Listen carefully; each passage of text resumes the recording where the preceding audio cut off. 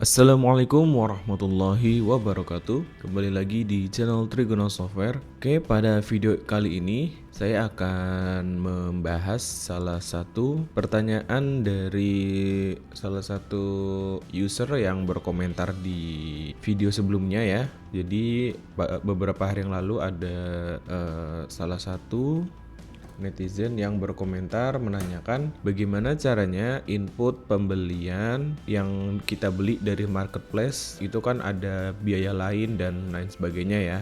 Nah itu gimana cara inputnya di iPOS, kemudian nanti untuk barangnya itu rencananya akan dijual lagi ya. Jadi mungkin dia itu melakukan pembeliannya itu di marketplace ya, via online, kemudian dia jual lagi secara offline ya, mungkin seperti itu ya. Karena banyak juga yang toko-toko offline yang biasanya tuh dia ya biar lebih praktis aja gitu ya, belinya di marketplace, kemudian dia kemudian dijual di toko offline-nya.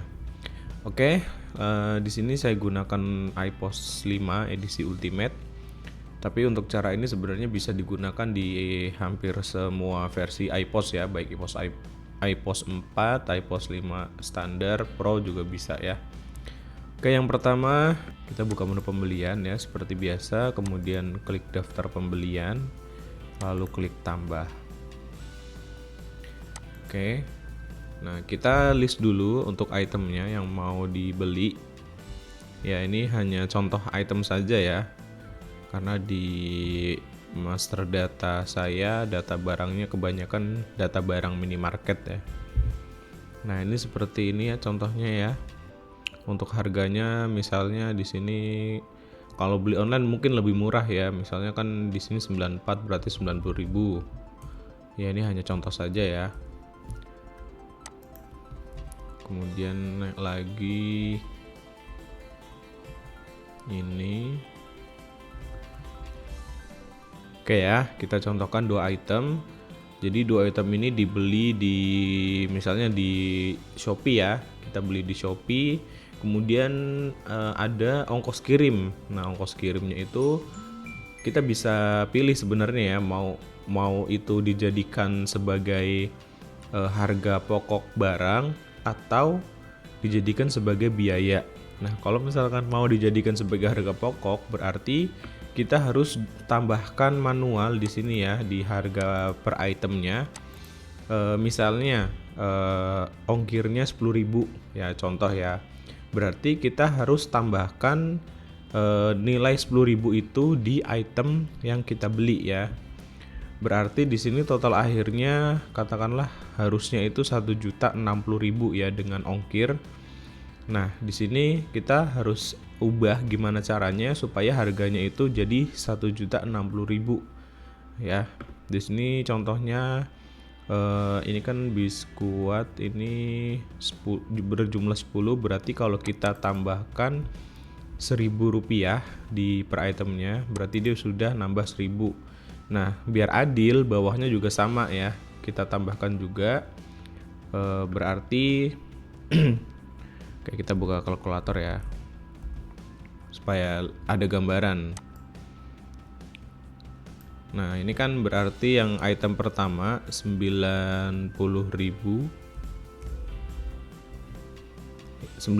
ya harganya, kemudian item yang kedua 15.000. Nah jika kita tambahkan ya kita tambahkan Rp1.000 per itemnya,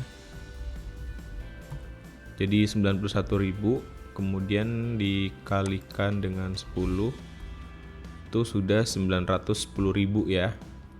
Coba kita rubah ya. Kita di sini kita rubah jadi 91.000. Nah, ini sudah dapat 1.060.000 ya, dengan asumsi 10.000-nya itu adalah ongkos kirim.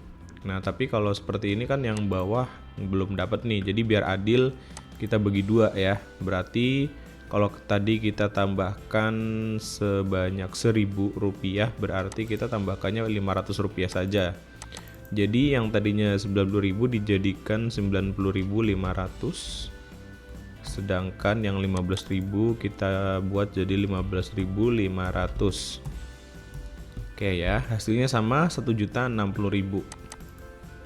Kemudian kita masukkan pembayarannya 1.060.000.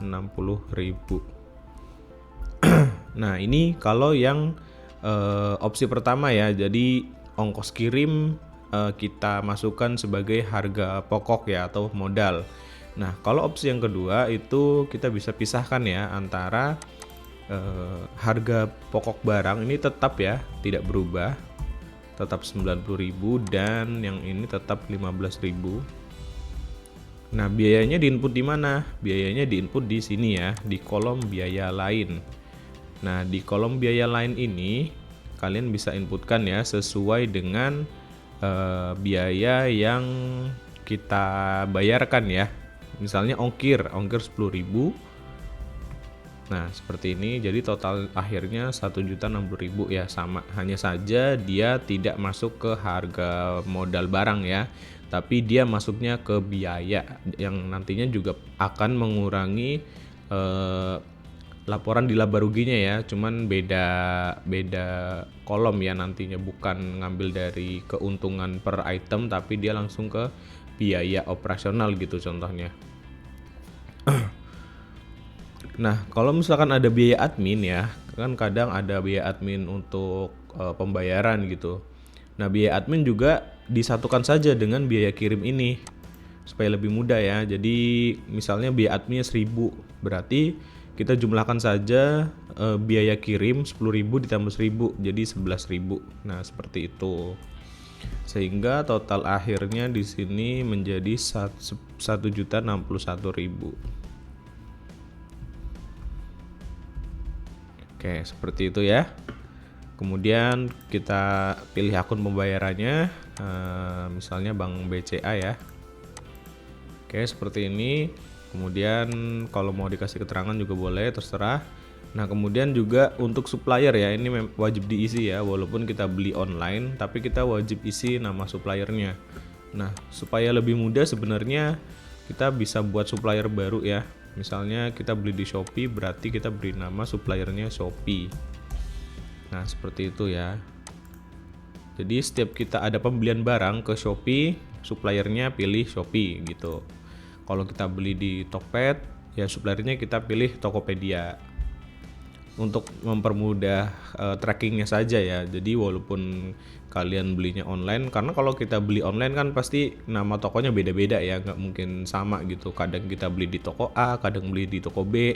Jadi supaya lebih menggeneralisir, kita langsung aja untuk nama supplier kita tentukan sesuai dengan nama marketplace-nya. Shopee ya Shopee, Tokopedia kayak gitu. Oke, jika sudah, klik masukkan keterangan kalau mau dikasih keterangan, lalu sisanya sudah klik simpan ya.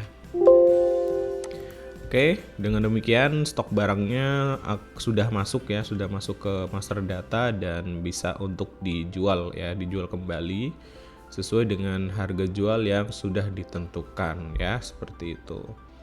Jadi kurang lebih seperti itu ya untuk tutorial cara melakukan pembelian di marketplace jika barangnya ingin dijual lagi ya. Jadi caranya sebenarnya cukup mudah dan simple. Dan ya, mungkin sekian dulu untuk video kita pada kali ini. Semoga bermanfaat untuk kita semua. Jangan lupa tekan tombol like-nya dan subscribe bagi yang belum, supaya kalian tidak ketinggalan jika ada notifikasi video terbaru dari channel ini. Sampai ketemu lagi di video selanjutnya. Wassalamualaikum warahmatullahi wabarakatuh.